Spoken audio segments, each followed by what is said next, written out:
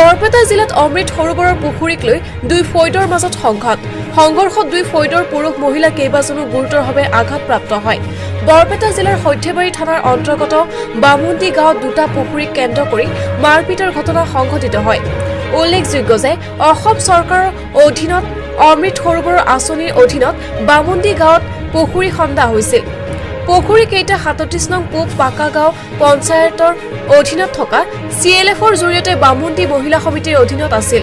আজি ৰাতিপুৱা পুখুৰীত বামুন্দি মহিলা সমিতিৰ তৰফৰ পৰা পুখুৰীত মাছৰ পোনা এৰি দিব যোৱাৰ সময়তে কুৰিহাৰ পামৰ কেইজনমান ব্যক্তিয়ে পৰিকল্পিতভাৱে মহিলা কমিটিৰ সদস্যসকলক আক্ৰমণ কৰাৰ খবৰ মহিলাসকলৰ আত্মীয় স্বজন উপস্থিত হোৱাৰ পিছতে তেওঁলোককো আক্ৰমণ চলাই ফলত মহিলা পুৰুষ উভয়ে 10 জন লোক আঘাতপ্ৰাপ্ত হয় গুৰুতৰভাৱে। লগতে মহিলাসকলক আক্ৰমণ কৰা খবৰ পাই অহা আত্মীয় স্বজনকো আক্ৰমণ কৰে, ফলত 10 জনমান লোক গুৰুতৰভাৱে আঘাতপ্ৰাপ্ত হয় আৰু আঘাতপ্ৰাপ্ত লোককেইজনক উন্নত চিকিৎসাৰ বাবে বৰপেটা ফখৰুদ্দিন আলী আহমেদ চিকিৎসালয়লৈ প্ৰেৰণ কৰা হয়। জানিব পৰা মতে বামুন্দি মহিলা কমিটিৰ সদস্যসকলক আক্ৰমণ কৰা ব্যক্তিসকল ক্ৰমে কুৰিহাৰ পামগাঁৱৰ মনেশ্বৰ চৰকাৰ, দিলীপ ৰায়, প্ৰসেনজিৎ চৰকাৰ, আনন্দ চৰকাৰ, মিথুন চৰকাৰ, কালিদাস চৰকাৰৰ লগতে 14-15 জনীয়া এটা দলে আক্ৰমণৰ লক্ষ্য কৰি লৈছিল। এই ঘটনা সন্দৰ্ভত মহিলা কমিটিৰ সদস্যসকলে সৰ্থেবাৰী থানাত এজাহাৰ দাখিল কৰে, লগতে আক্ৰমণ কৰা লোকসকলক অতি শীঘ্ৰে গ্ৰেপ্তাৰৰ দাবী জনাই প্ৰতিবাদ সাব্যস্ত কৰে থানাৰ সন্মুখতে। আমি বামুন্দি গাঁৱৰ দুটা গাঁও সংঘ আছে, শ্ৰীকৃষ্ণ ভিউ আৰু জয়মা ভিউ। দুটা ভিউৰ নামে দুটা অমৃত সৰোবৰ আমাৰ ইতিমধ্যে দিছে। সেইখিনি আমি মাছ এৰবা লাগে। মাছ এৰাৰ কাৰণে আমি কেইটামান মহিলা তাতে গৈছিলো, যাতে কুৰিয়াৰ ফাৰ্মৰ মোটামুটি 10-15 জন পুৰুষ মানুহ যায়। আমাৰ কাণৰ দোল কি কয় অত্যাচাৰ কৰিছে, কাপোৰ কিনি খুলি ফেলছিল আৰু যিমান অত্যাচাৰ কৰিছে এইটো আৰু মুখেদি প্ৰকাশ কৰবা নোৱাৰি। আৰু তোমাৰ কি কয় সোণাৰ চেন আছিল 3টামান লৈ গৈছে আৰু 4-5টা মহিলা এই মূৰত আঘাত কৰিছে। সেইকাৰণে মেডিকেলত ট্ৰান্সফাৰ কৰছো।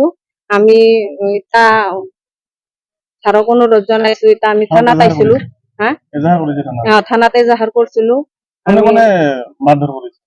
কুৰিয়া পামৰ ল'ৰাকেইটা আমি ভালকে নাম প্ৰসেনজিৎ, প্ৰাণজিৎ, কেইটামানৰ নাম জানো, গোটেইখিনি আমি ইমান ভালকে নাজানো। হয়তো অসৎ মতাহন পিছৰ ফালে আহি আমাক গোটেইখিনি মহিলাক কৰি ধৰছে, আগুৰি ধৰিছে।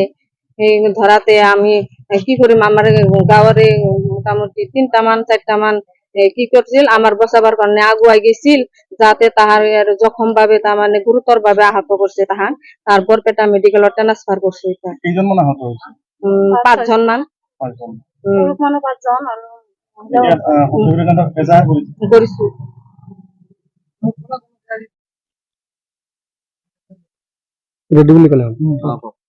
আচ্ছা, তাৰমানে আমাৰ বামুন্দি আৰু কুৰিয়াৰ পামৰ মাজত আজি বহুত এটা গণ্ডগোল গ'ল। আচলতে গণ্ডগোলটো আমাৰ বামুন্দিৰ মানুহৰ ফালৰ পৰা কৰা হোৱা নাই, এইটো কুৰিয়াৰ পামৰ মানুহে কৰিছে।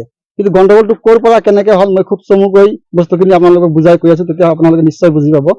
তাৰমানে মেইন কথাটো হৈছে 2007 চনত আমাৰ বামুন্দি গাঁৱত বামুন্দি হাইস্কুল এখন ভেঞ্চাৰ স্কুল আছে।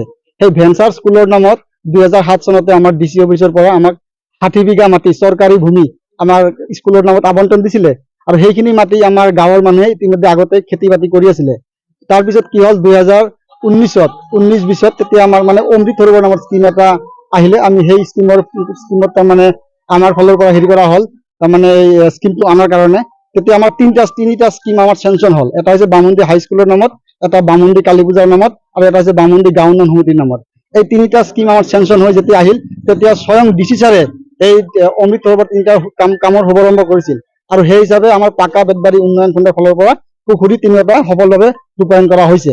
যেতিয়া পুখুৰীটোৰ কাম সম্পূৰ্ণ হোৱাৰ পিছত পাকা বেতবাৰী যিটো আমাৰ হেৰি আছে, খণ্ড উন্নয়ন বিষয় আছে, তেখেতৰ ফালৰ পৰা আমাৰ চৰকাৰৰ যিটো গাইডলাইন মতে মানে CLF মানে এটা মহিলা কমিটি আছে, 2টা পঞ্চায়ত মিলি সেই কমিটিক হস্তান্তৰ কৰিলে। আকৌ CLF কি কৰিলে, আমাৰ বামুন্দি গাঁৱৰ 2টা আমাৰ মহিলা সমিতিৰ ভিউ আছে, এটা হৈছে শ্ৰীকৃষ্ণ ভিউ আৰু এটা হৈছে আমাৰ জয়মা ভিউ। এই 2টা ভিউক আমাৰ CLF হস্তান্তৰ কৰিলে পুখুৰী 2টা, কিন্তু এটা পুখুৰী বামুন্দি হাইস্কুলৰ নামত যিটো পুখুৰী সেইটো আমাৰ বামুন্দি হাইস্কুল কমিটিৰ নামতে থাকিলে। সেইটো হাইস্কুলৰ কমিটিৰ মানুহে চোৱা চিতা কৰিব বুলি আমাক অফিচৰ ফালৰ পৰা জনাইছে। যেতিয়া এই 2টা পুখুৰী বামুন্দি কালী পূজা কমিটি আৰু হৈছে বামুন্দি গাঁও সমিতি এই দুটা অমৃত সৰোবৰত আমাৰ জয়মা ভিউ আৰু আমাৰ শ্ৰীকৃষ্ণ ভিউ এই দুটা ভিউৰ মহিলাখিনিয়ে আজি ৰাতিপুৱা 10:30 মান বজাত তাতে মাছ এৰিবৰ কাৰণে গৈছিলে। যেতিয়া মাছ এৰিব গৈছিলে তেতিয়া কি হলে কুৰিয়াৰ পামৰ কেইজনমান দুৰ্বৃত্তই আহি মহিলাখিনিক অত্যাচাৰ কৰিলে। তেওঁলোকৰ কাপোৰ কানিকে আদি কৰি মানে শাৰীৰিকভাৱে যিমানখিনি অত্যাচাৰ কৰিব লগা হৈছে সেইখিনি ভাষাৰে কোৱাটো অসম্ভৱ। তেওঁলোকক অত্যাচাৰ কৰিলে, তেওঁলোকৰ মোবাইল, গাত থকা আ অলংকাৰ যিমানখিনি আছে সেইবিলাক সম্পূৰ্ণ লুটি লৈ গ'ল। যেতিয়া এই ঘটনাটো হবলৈ পালে তেতিয়া আমাৰ গাঁৱৰে 3জনমান মানুহ ওচৰতে মানে ৰৈ আছিলে। তেওঁলোকে 3-4জন বা 5জন সেনেকুৱা মানুহ আছিল। তেওঁলোকে দৌৰি গ'ল, দৌৰি মহিলাখিনিক উদ্ধাৰ কৰিবৰ কাৰণে গ'ল। যেতিয়া মহিলাখিনিক উদ্ধাৰ কৰিবৰ কাৰণে গৈছিলে তেতিয়া সেই কুৰিয়াৰ পামৰ সেই দুৰ্বৃত্তকেইটাই আমাৰ সেই পুৰুষ মানুহ 3-4জনক বেয়াকৈ জখম কৰিছে। সিহঁতে এতিয়া কিমানখিনি ইঞ্জুৰি আছে এতিয়া আমি সেইটো ক'ব নোৱাৰো। তেওঁলোকক সৰ্থেবাৰী মেডিকেলত ৰখাই নাই, তেওঁলোকক ট্ৰান্সফাৰ কৰিছে আমাৰ বৰপেটা মেডিকেল কলেজত। এতিয়া আমাৰ মহিলা সমিতিৰ ফালৰ পৰা ইয়াত সৰ্থেবাৰী থানাত এজাহাৰ দাখিল কৰা হৈছে। এতিয়া আমি এইটো দাবী কৰিছো। সৰ্থেবাৰীৰ পৰা জাকিৰ জামানৰ ৰিপৰ্ট, নিউজ 24।